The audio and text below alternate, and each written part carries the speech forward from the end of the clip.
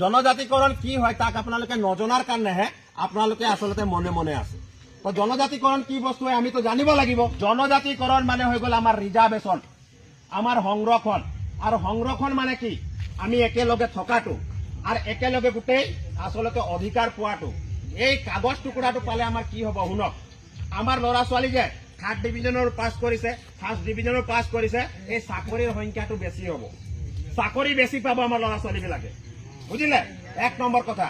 2 number কথা, আমাৰ ওৰাং, চাওতাল, খাৰিয়া, তাঁতী, কুমাৰ, কল, ভীম, ভূঞা, কালিন্দী যিমান যতি আছো, যিমান টাইটেল মানুহ, আমাৰ 40ৰ পৰা 45টা সমষ্টিত অকল আমাৰ MLA থাকিব, আমাৰ মিনিষ্টাৰ থাকিব, বুজিলে?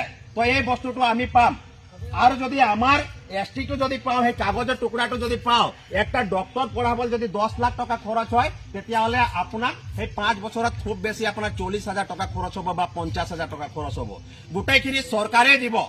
সেই সুবিধাখিনি STটোত আছে, জনজাতিকৰণটোত আছে। আমি জনজাতি মানুহ হয়, অকল তেওঁলোকে মানে তেওঁলোকৰ কৰণীয় কামটো কৰি দিলে হৈ যাব, গম পাইছে নাই? তেতিয়া আমি এনেকা ভিখাৰী কংগাল হৈ মেলি পেলাই নাথাকো। চালা 280 টকা একটা মিঠাতেল, ভাল মিঠাতেলৰ দাম, আৰু 250 টকাত আমাৰ কি হ'ব? তো যেতিয়া আমাৰ ল'ৰা ছোৱালী চাকৰি পাব, যেতিয়া ল'ৰা ছোৱালীবিলাকে কাম বন কৰিব, আমি যেতিয়া নেকি চৰকাৰৰ পৰা আমি লোন বিলাক পাম, আমি সহায় বিলাক পাম, আমাৰ ল'ৰা ছোৱালীক পঢ়াবলৈ টকা পইচা নালাগে, তেতিয়া আমাৰ ভাল হ'ব নে বেয়া হ'ব?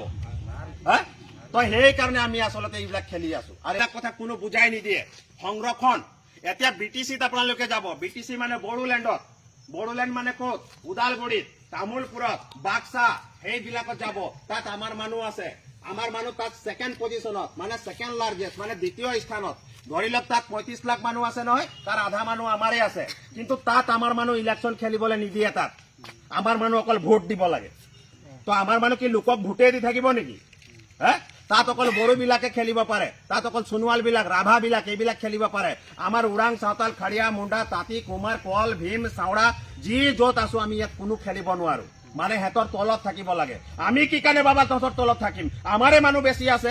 তহঁতি চালা 35 লাখ মানুহ থাকি মেলি পেলাই আমাৰ 1.5 কোটি মানুহ চেপিবলৈ আহিছ, আমি কি মানি ল'ম নেকি? মানি ল'ম নেকি? আমি কেতিয়াও মানি মেলি পেলাই নলওঁ।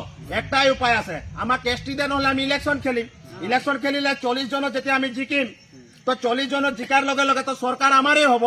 24 জন তেতিয়া আমাৰ লগতে আহিব। 40 জনৰ দম থাকিবনে নাই? আৰু যেতিয়া আমাৰ দম থাকিব, তেতিয়া কাগজ কোনে লিখিব? আমিয়ে লিখিম। আমি যেতিয়া কম জনজাতিকৰণ দিব লাগে, তেতিয়া পাবনে নাই? ৰাইজে জনজাতিকৰণ পাব নাই? মাটিৰ পট্টাটো পাবনে নাই? আমাৰ মানুহ সদনত নাথাকাৰ কাৰণেহে নাই পোৱা। তো ইমান দিনে আমাক বুৰ্বক বনাই আছে। ইমান ডাঙৰ ডাঙৰ MLA গ'ল, ইমান ডাঙৰ ডাঙৰ আমাৰ MLA মন্ত্ৰীবিলাক থাকিলে, পৃথিৱী মাঝি থাকিলে, আমাৰ এই দাদাহেঁতি গম পাব, ভদেশ্বৰ তাঁতী, এইফালে আমাৰ পৱন সিং ঘাটোৱাৰ আৰু অন্যান্য কি কয় এটুৱা মুণ্ডা দা আৰু অন্যান্য যিবিলাক আছে গোটেইবিলাক থাকিলে। সেই সময়তেই একটা ৰাজনীতি দল হ'ব লাগিছিলে। একটা ৰাজনীতি দল তো বনাইছিলে PSTৰ কিহেঁতি, লেবাৰ পাৰ্টি বুলি পেলাই। সেইটোও বিক্ৰী হৈ মেলি পেলাই বেলেগত গুচি গ'ল। তো আমিও যদি জয় ভাৰত পাৰ্টি আমাৰ নিজৰ নামত বনাই পেলাই আমি আপোনালোকক দেখাই বিক্ৰী হ'লে লাভ আছে নেকি?